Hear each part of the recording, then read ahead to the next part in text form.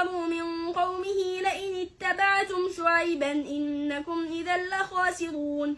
فأخذتهم الرجفة فأصبحوا في دارهم جاثمين الذين كذبوا شعيبا كأن لم يغنوا فيها الذين كذبوا شعيبا كانوا هم الخاسرين فتولى عنهم وقال يا قوم لقد أبلغتكم رسالات ربي ونصحت لكم فكيف آسى على قوم كافرين وما أرسلنا في قرية من نبي إلا أخذنا أهلها بالبأساء والضراء لعلهم يضرعون ثم بدلنا مكان السيئة الحسنة حتى عفوا وقالوا قد مس آباءنا